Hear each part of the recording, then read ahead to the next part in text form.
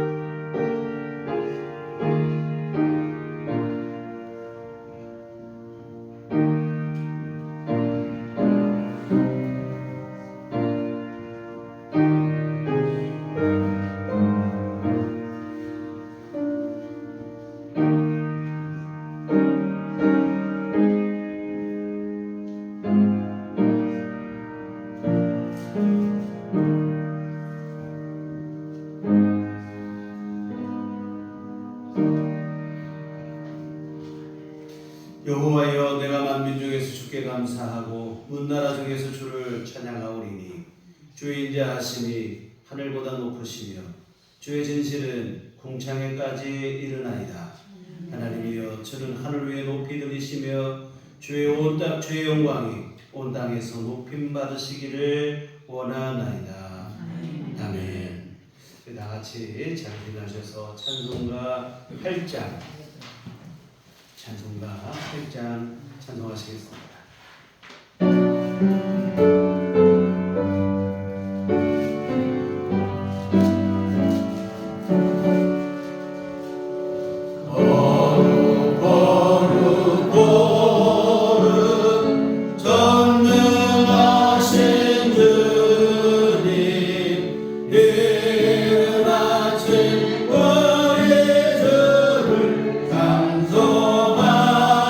감사합니다.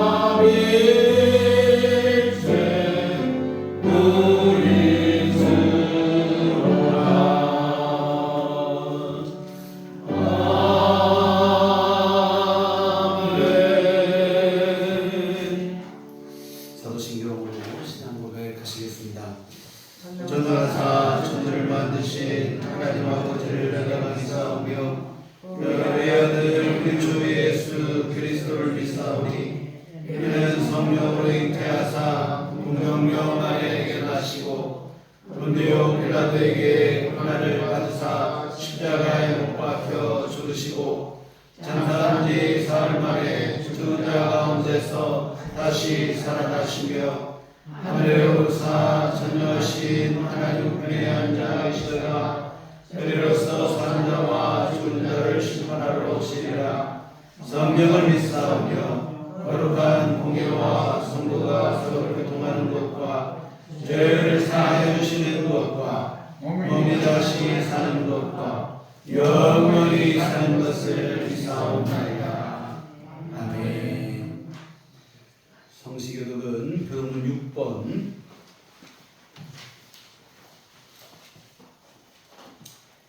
성시교독은 6번 10편 말씀을 함께 교독하시도록 하겠습니다. 여호와여 일어나옵소서. 하나님이여 손을 드옵소서. 가난한 자들을 잊지 마옵소서. 어찌하여 악인이 하나님을 멸시하여 그의 마음에 이르기를 주를 감사하지 아니하나이까. 주께서는 보셨나이다. 주는 재앙과 원한을 감찰하시고 주의 손으로 갚으려 하시오니 외로운 자가 주를 의지하나이다. 주는 벌써부터 고아를 도우시는 이시니라. 악인의 팔을 꺾으소서. 악한 자의 악을 더 이상 찾아낼 수 없을 때까지 찾으소서. 여호와께서는 영원 누군가도 왕이시니 이방 나라들이 주의 땅에서 멸망하였나이다. 여호와여 주는 겸손한 자의 소원을 들으셨사오니 그들의 마음을 준비하시며 귀를 기울여 들으시고 고아와 압제당하는 자를 위하여 심판하사 세상에 속한 자가 자신을 위협하지 못하게 하시리라. 아멘.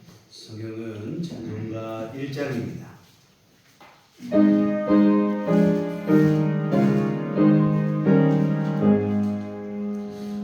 만복의 근원 하나님 온 백성 찬송 드리고 저 천사여 찬송하세 찬송 성분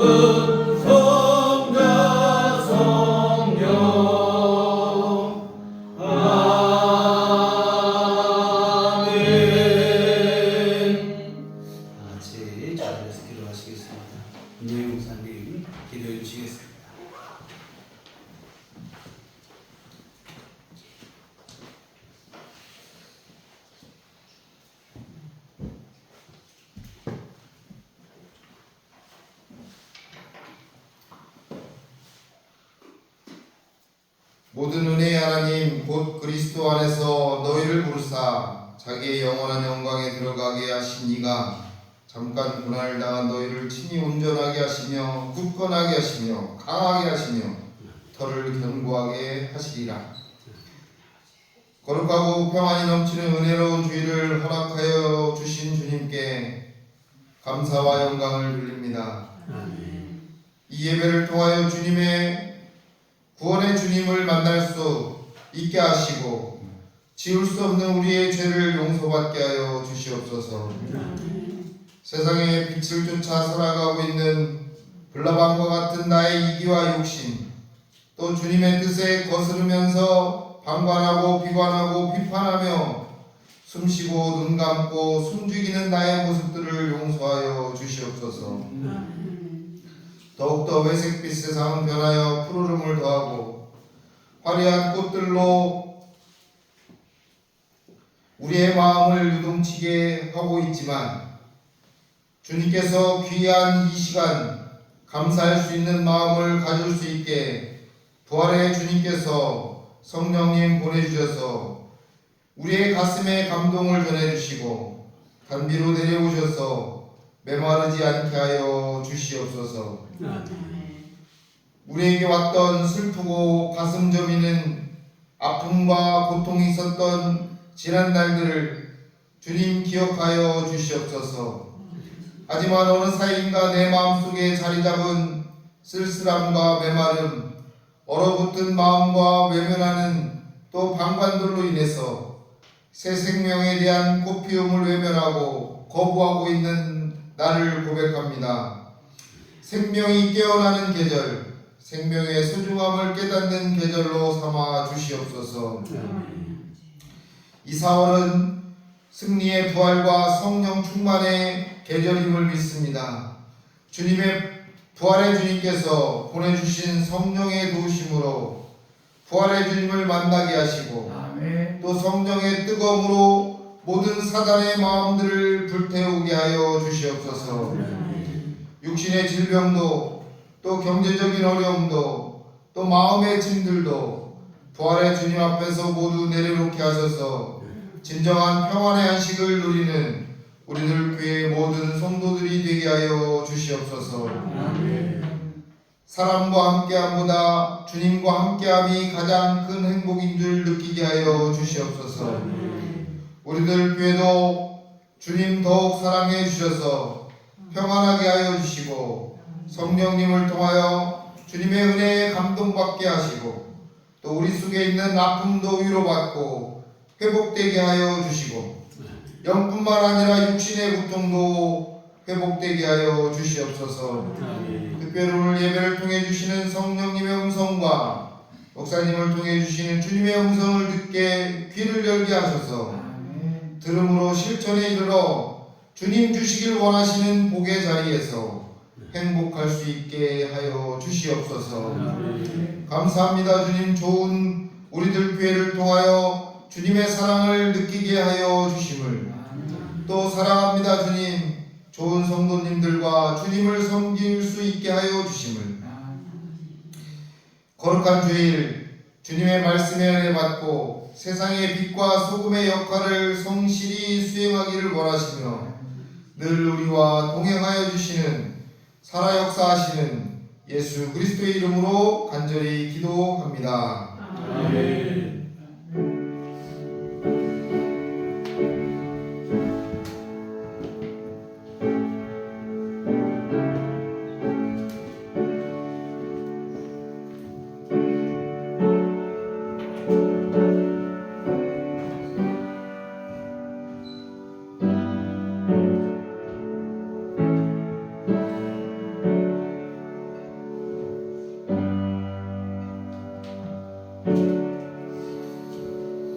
주님과 제신 기도하시겠습니다. 하늘에 계신 우리 아버지여, 이름이 거룩히 여김을 받으시오며 나라의 마옵시며 뜻이 하늘에서 이룬 것 같이 땅에서도 이루어지리라. 오늘날 우리에게 일반 양식을 주옵시고 우리가 우리에게 죄 지은 자를 사하여 준 것 같이 우리의 죄를 사하여 주옵시고 우리를 시험에 들게 하지 마옵시고 다만 악에서 구하옵소서. 내 나라와 권세와 영광이 아버지께 영원히 싸움나이다. 아멘. 이 시간 우리 주신 하나님 말씀 구약성경 사무엘하 12장 15절부터 23절까지 보시겠습니다. 사무엘하 12장 15절 하반절부터 보시겠습니다. 15절 하반절부터 23절까지 말씀 우리 다같이 한 몫을 합독하시도록 하겠습니다.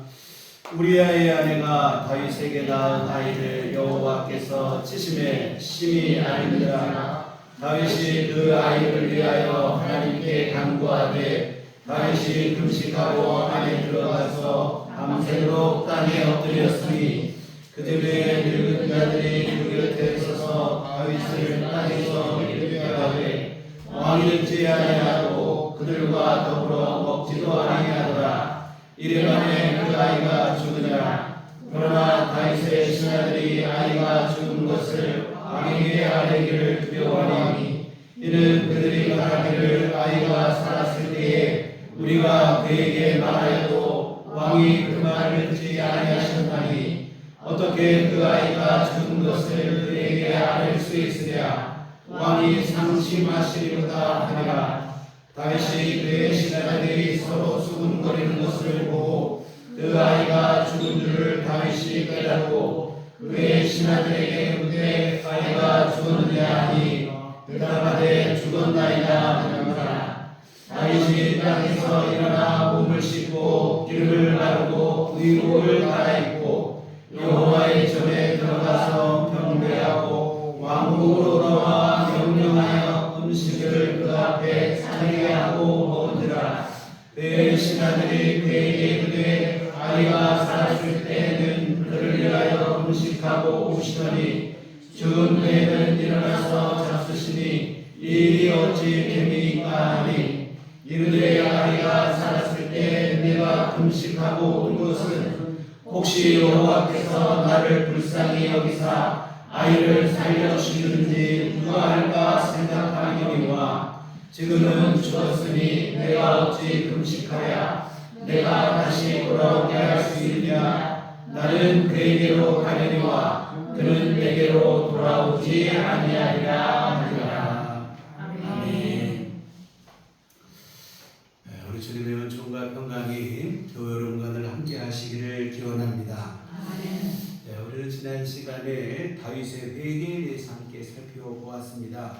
다윗은 추악하고 끔찍한 죄를 범하고도 그 죄로 잉태된 아이가 태어나도록 최소 10개월 이상을 회개하지 않았습니다. 그 기간 동안 하나님은 어떻게든 다윗이 스스로 죄를 깨닫고 돌이키를 바라시는 그 심정으로 다윗의 심령에 압박을 가하셨어요. 그러나 다윗은 요지부도 흠쩍도 하지 않습니다. 갈수록 심령이 더 강팍해질 뿐이지 죄를 뉘우칠 기미가 보이지 않습니다. 이 하나님께서는 결국 나단 선지자를 보내셔서 다윗의 죄를 직접 폭로를 하시게 되어주십니다. 그제서야 비로소 그동안 감추기에만 급급하던 다윗이 즉각적으로 자신의 죄를 인정하고 회개를 합니다. 늦은 감이 없지 않아 있죠. 그러나 그래도 참으로 다행스러운 일이라는 생각이 들어요. 이 다윗이 나태함에 빠져서 죄를 범한 것도 안타까운 일이지만 회개하지 않고 강팍한 심령이 된 것은 더 불행한 일입니다. 그런데 하나님의 지적 앞에서 즉각적으로 회개를 했으니 늦었지만 참 다행스럽고 잘한 일이죠. 사실 우리 모든 인생은 불완전한 존재이다 보니 죄를 범하는 것이 어떻게 보면 이상할 일이 아니에요. 물론 그렇다고 해서 죄를 지은 것을 잘했다 권장하고 그런 얘기는 아닙니다. 다만 우리가 죄를 범하는 것은 부득이한 면이 없지 않은 것은 분명한 사실입니다. 그렇다면 우리에게 정말로 중요한 것은 회개의 문제입니다. 죄를 범하지 않고 완전하게 사는 것이 불가능하다면 이제 우리에게 남은 한 가지 희망은 회개를 통한 용서뿐이라 이 말이죠. 회개가 필요할 때 즉각적으로 회개할 수 있어야 합니다. 자주 드리는 말씀인데요. 우리가 완벽하고 완전하지 못할 바에는 정직하기라도 해야 한다 이 말입니다. 내 죄가 드러나는 순간 정직하게 내 죄를 인정할 수 있어야 돼요. 그때마저도 정직하지 못하고 죄를 감추려고 하고 변명하고 핑계를 대고 정당화하고 합리화시키고 이런다면 그 사람에게는 더 이상의 가망이 없어요. 하나님 앞에서만큼은 정직하셔야 됩니다. 내 중심까지 다 보시는데 손바닥으로 태양을 가릴 수 없는 것처럼 숨긴다고 숨겨지지 않아요. 회개하는 순간만큼은 하나님 앞에 더없이 정직하셔야 돼요. 정직하게 인정하고 진심으로 회개할 수 있어야 됩니다. 이 불완전한 인생에게 있어서 유일한 소망이 바로 이 부분이죠. 이와 같은 다윗은 더 이상 감추지 않았습니다. 핑계를 대거나 변명하지도 않고 이 사람들의 눈만 피하면 그만이라는 생각으로 은밀하게 죄를 짓고 그 죄를 감추기 위해서 은폐하고 조작하기에만 급급하던 다윗이었지만 하나님께서 나단 선지자를 통해서 죄를 지적하시는 순간 영적인 각성이 일어나요. 자기 죄를 정직하게 인정하고 자신의 죄를 철저히 하나님 앞에 회개합니다. 그때 지은 시편이 시편 51편인데 3절에 보면 무릇 나는 내 죄과를 아오니 내 죄가 항상 내 앞에 있나이다. 이 더 이상 죄를 감추지 않습니다. 핑계하지 않는 거예요. 자기 죄를 솔직하게 인정을 합니다. 이어지는 5절에서는 내가 죄악 중에서 출생하였으며 어머니가 죄 중에서 나를 잉태하였나이다. 자신의 죄는 이번 한 번만의 문제가 아니라 나는 어머니 뱃속에서 잉태될 때부터 죄인이었다. 여하튼 자신의 죄를 정직하게 시인하고 또 철저하게 회개하는 거예요. 나는 어쩔 수 없는 죄인이다. 이처럼 죄를 철저하게 인정하고 회개한 다음 다윗은 하나님 앞에 뭘 구하냐면 내 안에 정직한 영을 새롭게 해주실 것을 기도합니다. 10절에 보면 하나님이여 내 속에 정한 마음을 창조하시고 내 안에 정직한 영을 새롭게 하소서. 이 정한 마음은 범죄의 욕구를 물리칠 수 있는 신령 이런 뜻이고 정직한 영은 하나님의 은총을 따라 하나님이 기뻐하시는 행동을 하게 하는 신령 이런 뜻이라고 합니다. 결국 무슨 얘기냐면 죄를 물리치고 하나님의 뜻에 순종할 수 있는 마음 이것인데 이런 마음을 달라고 기도를 하는 거예요. 선한 삶을 살 수 있도록 하나님 기뻐하시는 삶을 살 수 있도록 하나님께 기도했는데요. 여러분 우리가 용서받는 것도 중요하지만 용서받은 이후에 하나님의 뜻에 순종하며 믿음으로 사는 것은 더더욱 중요한 일입니다. 우리가 여러분 용서만 받고 끝나면 다시 또 죄에 빠질 것이 분명한 사실입니다. 이에 다윗은 하나님 앞에 정직한 영을 새롭게 해주실 것을 기도한 것입니다. 하나님, 나는 불완전한 존재이고 어머니 뱃속에서부터 내 죄인이니 주님 내 심령을 새롭게 해주시라. 이 기도예요. 여러분 우리가 예수님을 내 죄를 용서하시는 구주 믿음과 동시에 그 예수님을 내 삶의 내 인생의 주인으로 모시는 일이 중요한 이유가 바로 여기에 있는 거예요. 예수님이 우리를 용서만 해주시고 떠나시면 우리 어떻게 되겠습니까? 다시 또 죄에 빠질 것이 분명하다 이 말입니다. 우리의 죄를 죄에서 구원하시고 용서하신 예수님을 이제 내 삶의 주인으로 모시고 내가 예수님 뜻대로 살아가는 삶을 살아가는 그 믿음으로까지 이어지셔야 돼요. 그래서 예수님으로 하여금 내 삶의 주인이 되셔서 이제는 내가 아니라 예수님이 주인 되셔서 내 삶을 다스리시게 해야 되는데요. 여기까지 이르는 것이 온전한 믿음입니다. 다윗도 그런 의미에서 하나님 앞에 기도를 하는 거예요. 정직한 영을 새롭게 하시라. 그리고 이어지는 11절에서는 성령을 거두지 마시라. 이런 기도까지 하는 거예요. 11절에 보면 나를 주 앞에서 쫓아내지 마시며 주의 성령을 내게서 거두지 마소서. 하나님 앞에 나를 쫓아내지 마시고 주의 성령을 거두지 마실 것을 구하는 기도인데요. 성령께서 자신과 늘 함께 하셔서 나를 좀 지켜주시라 하는 그러한 기도와 간구입니다. 승리에 도취되어 제 수렁에 빠진 다윗이 드디어 하나님 앞에 그 심령이 회복이 되는 거예요. 그간에는 죄를 짓고 끝까지 감추기만 급급했던 다윗입니다. 하나님을 향한 신실한 믿음과 순전한 사랑은 온데간데 오고 추악한 죄인이 되어버리고 말았어요. 그러나 다윗은 완전히 무너지진 않았습니다.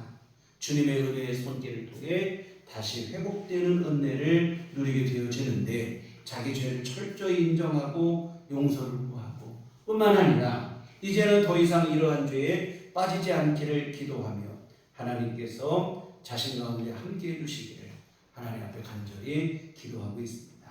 이와 같은 다윗의 심령이 이 회개를 통해서 완전히 회복이 되고 새로워졌습니다. 다윗이 드디어 다윗다워졌다 이렇게 말할 수 있겠는데요. 그간 우리가 살펴보신 죄의 수렁에 빠져들어가는 다윗의 모습은 너무 어색합니다.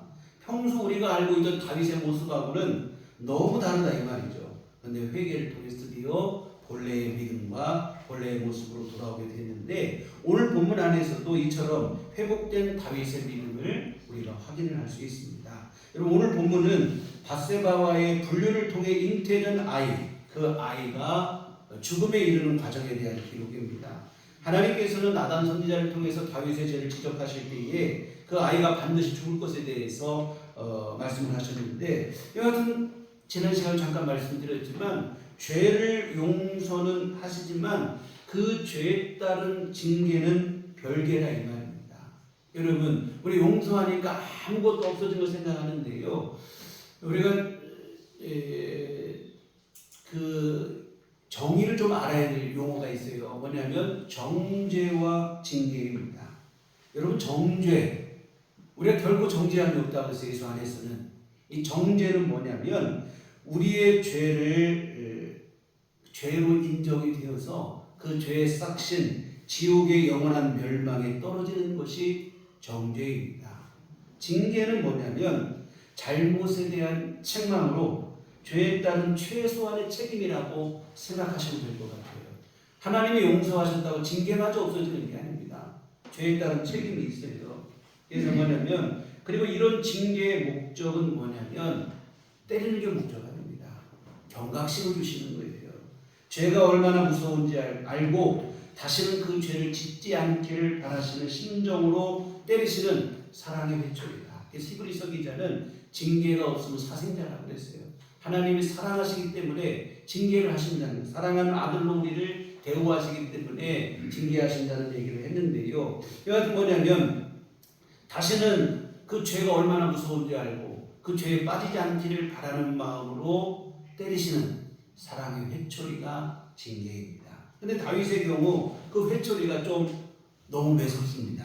다름 아닌 그 아이의 죽음의 회초리이기 때문인데 우리 15절 보시면 우리아의 아내가 다윗에게 낳은 아이를 여호와께서 치심에 심히 앓는지라 이렇게 되어 있습니다. 여기 보면 아직까지 죄에 대한 얘기를 지적하시는 거예요. 여기 보면 이미 밧세바는 다윗의 아내가 됐어요. 지금 이때. 그런데 하나님은 여전히 우리아의 아내가 다윗에게 낳은 아이 이렇게 되어 있어요. 다윗의 그 죄에 대한 다시 한번 지적하시는 얘기인데 여하튼 그 아이를 치심에 심히 앓는지라 이렇게 되어 있습니다. 즉 실은 죽은 건 아니고 실은 앓으며 죽어가는 거예요. 참 이때 다윗의 심정을 한번 생각해 보세요. 내 눈앞에서 내 자식이 목숨이 꺼져가는 거예요. 그것을 바라볼 때 이게 얼마나 괴롭고 참담하겠냐 이 말입니다. 이 아이가 또 그냥 자연적으로 어떻게 병이 들어서 죽어간다면 사실 그것을 보는 것만으로도 안타까운 게 부모의 심정인데 다윗의 경우는 자신의 잘못으로 아무 잘못도 없는 자식이 죽어가는 거예요. 참 이게 후회막급이라는 말로도 이게 다 부족할 것 같아요. 내가 직접 벌을 받는 것이 낫지 그보다 더 고통스러운 그 아픔을 고통과 괴로움을 당하고 있는 거예요. 군대에서 간혹 그래요. 한 사람의 잘못으로 인해 단체가 기합을 받을 때가 있어요. 원인 제공한 사람의 경우 죽을 맛이죠. 기합 받아서 몸이 힘든 것보다 마음이 더 괴롭고 고통스럽다 이 말입니다. 다윗의 심정이 지금 그런 거예요.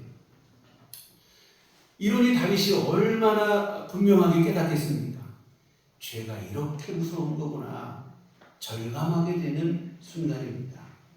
사실 다윗의 죄는 은밀하고 달콤한 유혹으로 시작된 범죄였습니다. 그러나 그 죄로 인해 치러야 할 대가는 전혀 달콤하지가 않아요.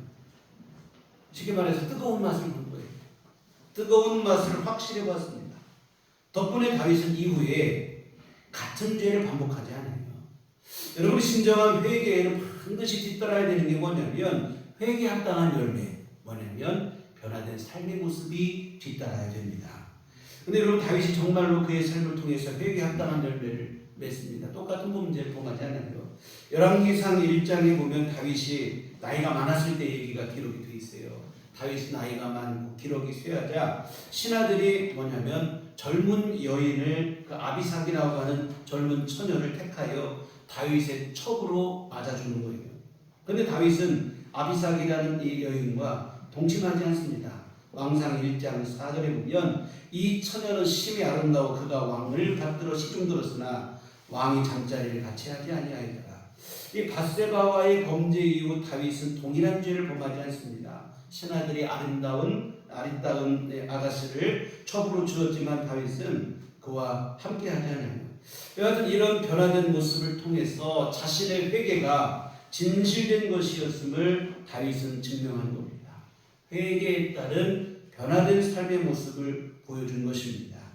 하나님께서 우리의 죄를 용서하시지만 죄에 따른 최소한의 책임을 지게 하시는 목적이 바로 여기에 있다고 하는 사실입니다. 죄가 얼마나 무서운 것인지 경각심을 심어주시는 거예요. 그 경각심 속에서 다시는 그런 죄에 빠지지 말라는 것입니다. 그런 의미에서 안전조치로 해놓으신 거라 이 말이에요. 여하튼 다윗이 정말로 뜨거운 맛을 봤죠. 내가 직접 하나님께 매를 맞는 것보다 더 매서운 매를 맞았어요. 자신의 죄 때문에 자식이 시름시름 앓다 죽어가는 것입니다. 부모로서에게 가슴이 찢어지는 일이죠. 이에 다윗이 하나님 앞에 간절히 기도하기 시작합니다. 이 자식이 죽어가는데 손 놓고 있을 수 없잖아요. 금식을 하며 철회하며 기도를 해요.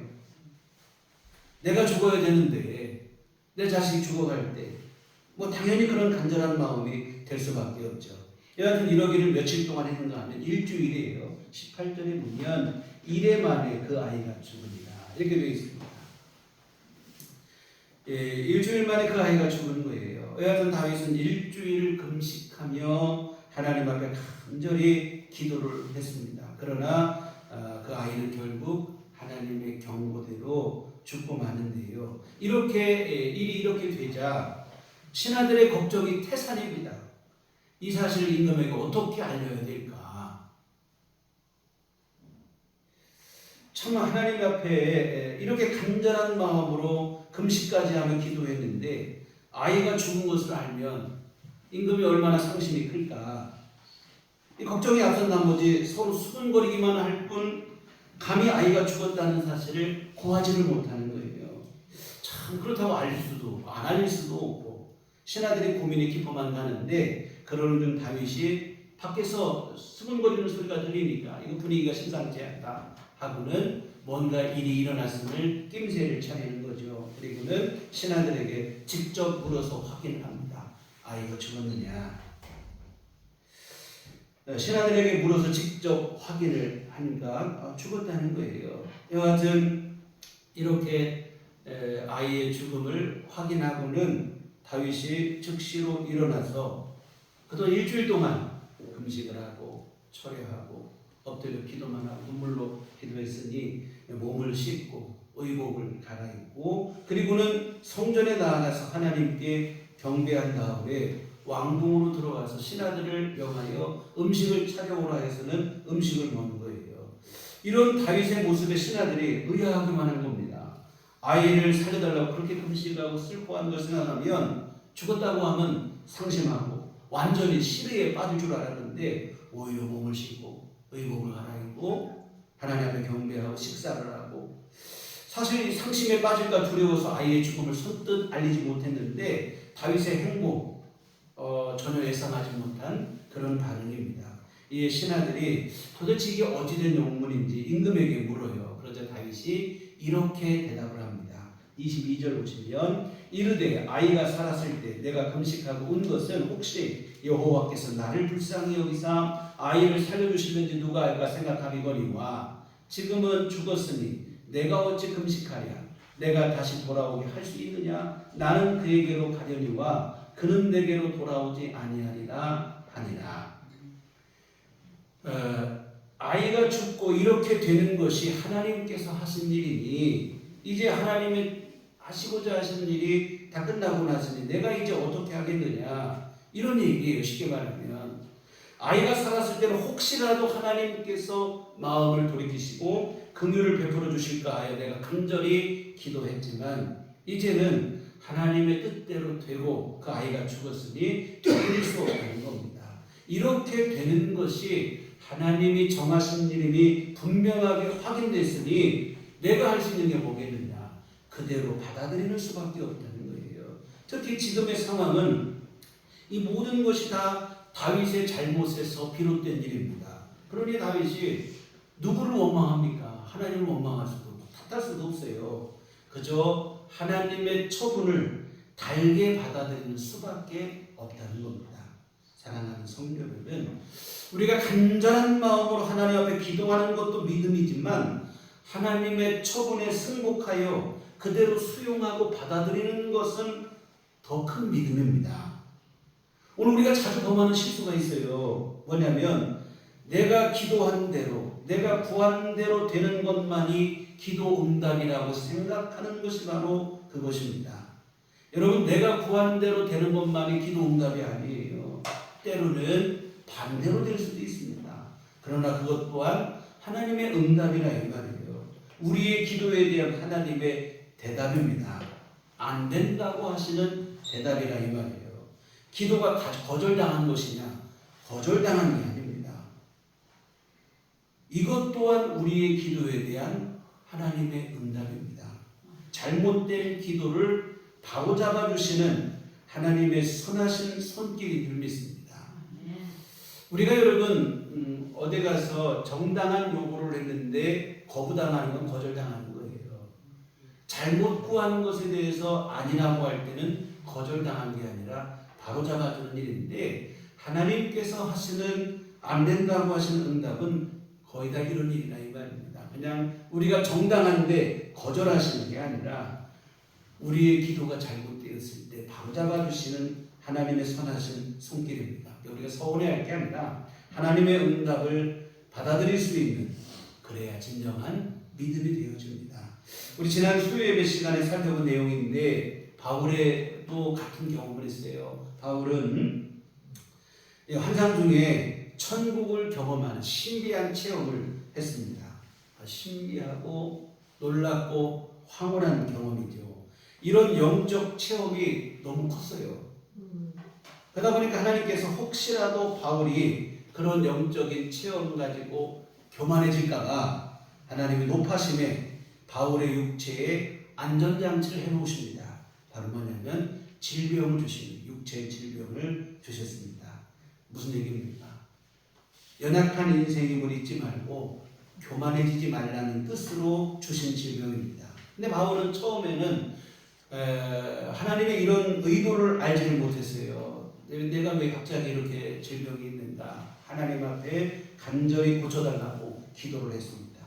3번이나 간절히 기도했는데 그 기도에 대한 주님의 응답은 뭐냐면 내 은혜가 네게 족하도다 하는 것이었습니다. 무슨 얘기입니까? 이미 너는 족한 은혜를 받았다는 말입니다. 그렇다면 이 말은 뭐냐면 지금 바울이 앓고 있는 육체의 질병은 은혜라는 거예요. 너에게 족한 은혜가 선뜻 이게 도대체 무슨 얘기인가 납득하기 어려운데 주님께서 친절하게 그 이유를 설명을 해주십니다. 뭐냐면 이는 내 능력이 약한 데서 온전하여집니다. 우리 주님의 능력이라고 하는 것은 스스로 교만하고 힘있다고 착각하는 사람 속에서 나타나는 게 아니라 약하고 겸손한 사람 속에서 온전하게 나타나기 때문이다 하는 것입니다. 여러분 바울의 경우를 생각해 보세요. 아까 말씀드린 대로 천국을 봤어요. 엄청난 경험이죠. 거기다가 건강까지 좋으면 자기도 모르게 교만해질 수도 있다는 겁니다. 그러면 주님은 그런 교만해진 바울을 통해서는 역사하실 수가 없다는 거예요. 스스로 강한 줄 착각하여 교만해진 마음에는 주님이 역사하실 틈이 없다는 겁니다.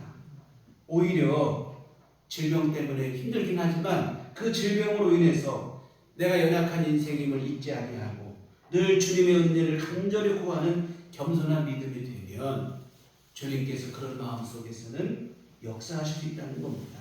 그러니 예수님이 하시는 말씀이 뭐냐면 이런 이유로 네 질병이 있는 것이 네 질병이 고쳐지지 않는 것이 은혜라 이렇게 말씀을 하신 것입니다. 이와 같은 주님은 질병이 있는 지금 이대로가 은혜라고 하십니다. 다시 말해 이제 뭐냐면 더 이상 고쳐달라고 기도하지 말라 하시는 주님의 응답입니다. 이런 경우 아까 말씀드린 것 자칫 잘못 생각하면 거절되었다고 생각될 수 있어요. 그러나 바울은 그것을 주님의 선하신 응답으로 받아들입니다.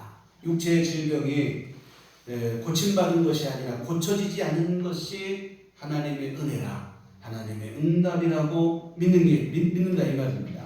그뿐만이 아니라 바울은 어쩔 수 없이 그 사실을 수용하고 받아들이는 정도가 아니라 하나님의 이러한 응답이 자신에게 은혜고 복이고 내 자랑거리라고까지 여깁니다. 고린도후서 12장 9절에 보면 나에게 이르시기를 내 은혜가 내게 족하도다 이는 내 능력이 약한 데서 온전하여짐이라 하심이라. 그러므로 도리어 크게 기뻐함으로 나의 약한 것들에 대하여 자랑하리니 이는 그리스도의 능력이 내게 머물게 하려 함이라. 뭐냐면 질병과 연약함을 자랑하고 기뻐한다는 거예요. 왜 그런가 하면 내가 이렇게 연약할 때 주님이 내 안에 더 강력하게 역사하시기 때문이라는 겁니다. 주님의 능력이 내 안에 강하게 역사할 수만 있다면 나는 약하도 좋고 병들어도 좋다는 그런 얘기예요. 이와 같은 바울은 고쳐주지 않겠다고 하시는 주님의 응답을 선하신 응답으로 복으로 은혜로 받아들이는 겁니다. 물론 육체의 질병을 계속 안고 가야 하는 일이니 고생스러운 일이죠. 그러나 바울은 주님의 선하신 뜻을 깨닫고는 오히려 그 고생스러운 일을 감사로 받아들이는 거예요. 주님의 응답을 복과 은혜로 받아들이는 것인데요. 여러분 이게 진정으로 성숙한 믿음이라 하는 사실입니다. 오늘 본문의 다윗도 마찬가지입니다. 자기 죄로 잉태된 아이, 그 아이의 죽음 어쩔 수 없이 받아들이는 정도가 아니에요. 오늘 다윗도 그런 하나님이 하신 일을 기꺼이 받아들이는 거예요. 20절을 다시 한번 보시겠습니다. 다윗이 땅에서 일어나 몸을 씻고 기름을 바르고 의복을 갈아입고 여호와의 전에 들어가서 경배하고 이렇게 되어 있습니다. 아이가 죽은 것을 아문한 다음에 다윗은 몸을 씻고 옷을 갈아입고는 하나님의 전에 나아가서 하나님께 경배를 하는 겁니다. 여러분 이게 서운한 마음, 억울한 마음, 반발한 마음을 갖는 사람의 행동은 아니죠. 그 마음속에 억울함이 있고 서운하고 하나님 어찌 내게 이럴 수 있는가. 내가 그래도 다윗을 하나님의 영광을 위해서 골리앗과 맞서 싸우기도 하고 이랬던 내가 이렇게 한번 잘못했기로서 내게 이렇게까지 할 수 있나. 뭐 이런 서운한 마음, 원망하는 마음이 있다면 이렇게 행동하지 못하죠. 다윗은 하나님 앞에 나아가서 몸을 씻고 의복을 갈아입고 경배를 하는 거예요. 무슨 얘기입니까? 하나님께서 하신 일을 그대로 수용하는 일, 기쁘게 받아들이는 겁니다. 물론 그 아이가 죽었으니 왜 마음이 안 아프겠습니까? 마음이 찢어지는 것은 어쩔 수 없죠. 그러나 그렇게 되는 것이 하나님의 뜻이라면 그렇게 되는 것이 옳다고 믿고 인정하는 거예요. 하나님의 뜻에 굴복하고 그 뜻을 기쁘게 받아들이는 것입니다. 사랑하는 성도 여러분, 오늘 우리의 기도 생활에 있어서 반드시 요구되는 것이 있는데 바로 하나님의 절대 주권에 대한 믿음입니다. 하나님께서 온 우주 만물의 주인이시고 내 삶의 주인이 되신다는 믿음이 분명하셔야 돼요. 그리고 동시에 우리 삶의 주인이 되시는 하나님의 뜻은 우리를 향하신 하나님의 계획은 선하시고 의로우시고 완전하시다는 그 믿음이 분명하셔야 될 줄 믿습니다. 이 믿음의 기초 위에 우리의 기도가 세워져야 돼요. 하나님의 절대 주권, 그 하나님의 선하심, 우리를 향하신 좋으신 아버지가 되심이라고 하는 이 믿음의 기초가 없고 그냥 기도하면 이게 사실 잘못하면 돌에 달리고 달에 달리고 이런 수준을 벗어나지 못해요. 미심적인 기도의 수준을 벗어나지 못합니다. 여하튼 짧고 어리석은 우리의 생각과 주장으로 하나님의 뜻을 판단하거나 거부하는 그러한 일은 없어야 됩니다. 하나님의 뜻이 이루어지는 보다 내 뜻이 이루어지기를 바라는 이기적 욕망의 접근은 기도에 있어서 참 곤란한 일이 돼요. 여러분 설령 당장에는 잘못되는 것 같고 모든 것이 헝클어지는 것 같아 보일지라도 하나님께서 하신 일이고 내 삶의 주인이신 하나님이 하신 일이라면 이게 나에게 가장 복된 일이고 나의 가장 은혜가 되는 일이라고 하는 그 믿음을 가지셔야 돼요. 짧은 우리의 머리를 가지고 하나님께서 하시는 일 섣불리 판단해서는 곤란합니다. 여러분 내 뜻과 주장이 아닌 하나님의 뜻을 구하시고 그리고 하나님의 뜻이 이루어지는 것을 가장 귀한 응답으로 나의 가장 복된 응답으로 믿으시기 바랍니다. 이게 진정한 의미의 기도입니다. 이 시점에서 우리 구주 예수님께서 보여주신 기도의 모범을 말하지 않을 수가 없어요. 십자가를 앞둔 겟세마네 동산에서의 기도가 바로 그것인데요. 우리 주님도 십자가 지는 게 두려웠습니다.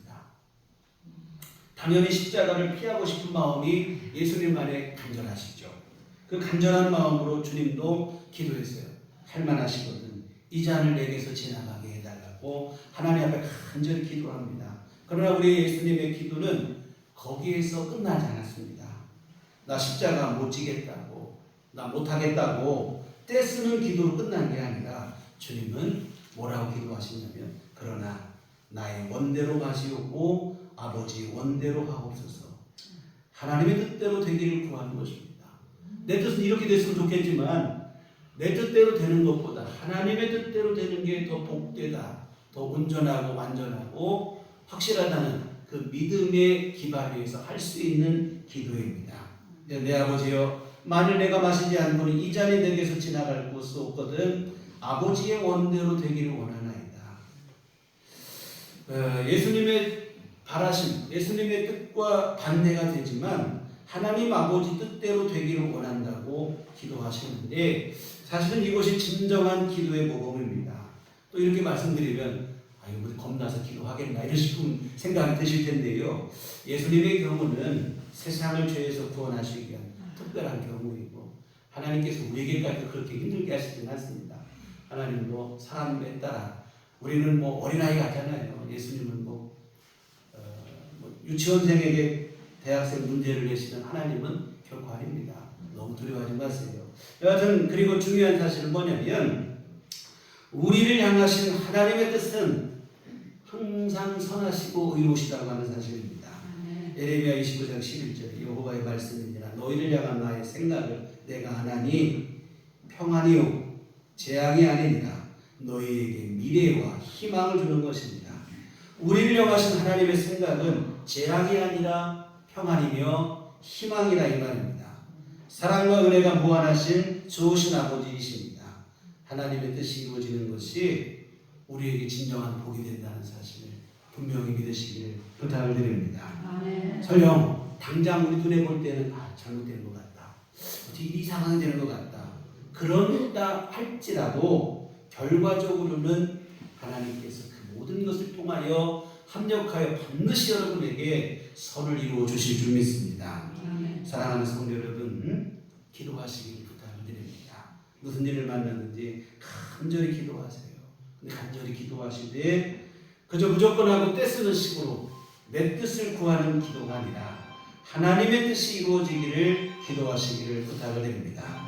그리고 기도하신 그 일에 대해서 하나님께서 우리에게 어떻게 응답하시든지 그것이 나에게 최선이고 우리에게 가장 복과 은혜가 된다는 사실을 믿고 감사로 받으시기를 부탁을 드립니다. 다윗은 아이가 죽었지만 그것이 하나님의 뜻임을 알고 그대로 수용하며 하나님 앞에 나아가 경배를 드렸습니다. 다시 말씀드리지만 간절히 기도하는 것도 훌륭한 믿음이지만 하나님의 뜻이 최선임을 믿고 하나님의 응답이 가장 귀한 복임을 믿고 받아들이는 것은 더 귀한 믿음이 되어집니다. 무조건 때를 쓰며 내 주장만 고집하는 것은 철부지 어린아이의 믿음에 지나지 않습니다. 하나님의 선하신 뜻을 알고 그 뜻이 이루어지기를 기도하는 성숙한 믿음들이 되시기를 부탁을 드립니다. 하나님의 뜻대로 되어지는 것이 나에게 가장 귀하고 복이 된다는 사실을 항상 잊지 않고 명심하시기를 주의 이름으로 축원합니다. 기도하시겠습니다. 하나님 아버지, 오늘 우리 기도마저도 너무나 이기적이고 우리의 잘못된 생각에 빠져들 때가 많이 있습니다. 주여, 이러한 연약한 우리를 주님께서 긍휼히 여겨주시고 마땅히 부활 바를 알지 못할 때 성령께서 탄식하며 우리를 위해서 간구하여 주심을 진심으로 감사를 드립니다. 아버지 하나님, 우리 기도가 올바른 기도가 되게 하여 주시옵시고 하나님께서 우리에게 응답하시는 것을 믿음으로 받을 수 있는 성숙한 믿음도 우리에게 허락하여 주시옵소서. 그리하여 기도를 통해서 하나님의 선하신 인도하심 받게 하시고 우리를 향해서 이루시고자 하신 하나님의 귀하신 뜻이 우리 안에 거침없이 이루어지는 복된 삶을 누리도록 도와주시옵소서. 예수님 이름으로 기도했습니다. 아멘. 찬송가 368장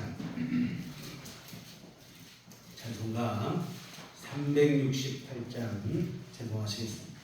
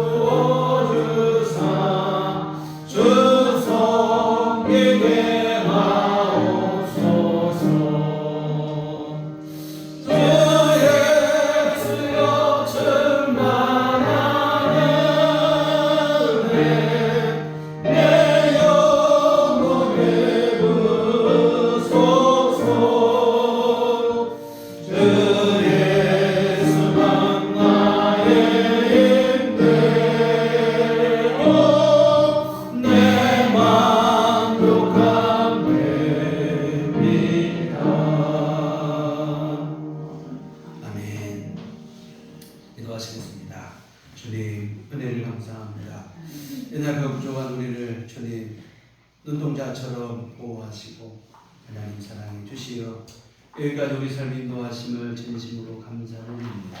오늘도 거룩한 주일 주 앞에 나와 우리 함께 예배하게 하시고 하나님께 영광 돌리게 하심을 감사를 드립니다. 주여 하나님의 크신 은총, 크신 사랑하심, 선하신 인도하심 모두 감사를 드리며 주님 앞에 이 헌금을 드립니다.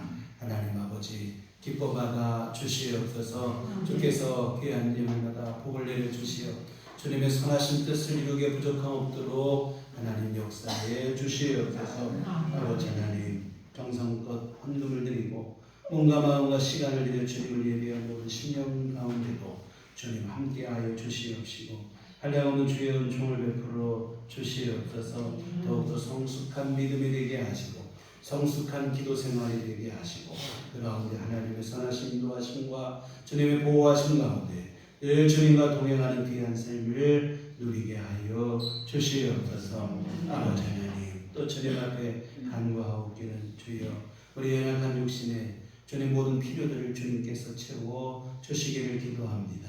아버지 하나님 건강의 문제로 기도하는 이들에게는 모든 질병을 주께서 떠나가게 하시고 아버지 하나님 육신의 아픔과 고통을 거둬주시옵시고 주여 하나님 건강을 내려 주시옵소서. 날마다 우리 모두에게 세임 내려 주시어서 하루하루 우리에게 주어진 삶을 원활히 성실히 잘 이뤄갈 수 있도록 도와주시옵소서. 특별히 노년의 우리 모든 교우들 아버지 하나님 신체에 아버지 하나님 건강을 허락하여 주시어서 육신에 연약한 그 모든 것을 주님께서 감춰 주시옵시고 신체 활동에 불편함과 어려움 당하지 않도록 늘 주님이 새 힘으로 함께하여 주시옵소서.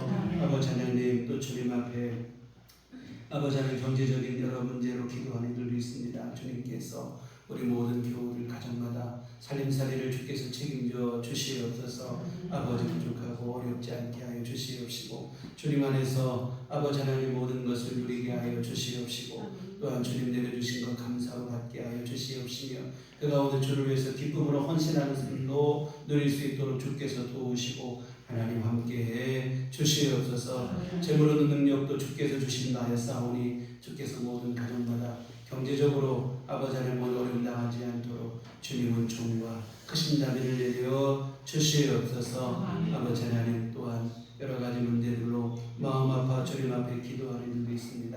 주여 각 사람의 기도와 형편과 처지를 주님 아시는 줄 믿습니다. 주께서 각 사람에게 꼭 필요한 은총을 내려 주시옵시고 하나님 도우심의 손길로 역사하여 주시어서 주 안에서 아버지 하나님 합력하여 선을 이루시는 귀한 은총을 받아 누릴 수 있도록 도와주시옵소서. 아버지 하나님도 앞으로 한 주간 살아갈 때도 주님 우리 삶의 모든 분야 속에 주님께서 영역 속에 친히 역사하여 주시옵시고 하나님께서 때에 맞는 은총으로 때를 따라 돕는 도움으로 하나님 인도하시고 함께해 주시옵소서. 주 안에서 기쁘고 복된 삶을 누리게 하시고 이 세상 가운데는 그리스도의 향기를 바라는 능력 있는 그리스도인으로 살아갈 수 있도록 도와주시옵소서. 예수님 이름으로 기도했습니다. 아멘. 교회 소식 시간입니다. 우리 주님만 바라봅시다. 네, 다음 주는 매월 첫 주 우리 오후 예배를 드리는 주일입니다. 다음 주에는 오후 예배까지 예배를 드리신다는 것 기억하시면 좋겠습니다. 그리고 선교헌금을 드리는 주일이고 또 5월 첫째 주는 또 어린이 주일이기도 합니다. 하여튼 다음 주 오전 오후 예배 두 번 함께 드린다는 것을 기억하시고요. 교회 밖의 집회와 성경공부 참여를 끝나고 교회 중심으로 건강한 신앙생활을 함께 이어가시는 모두가 되셨으면 좋겠습니다. 나같이 자리에서 서로를 축복하시며 평안을 너에게 줍니다. 함께 찬양하시도록 하겠습니다.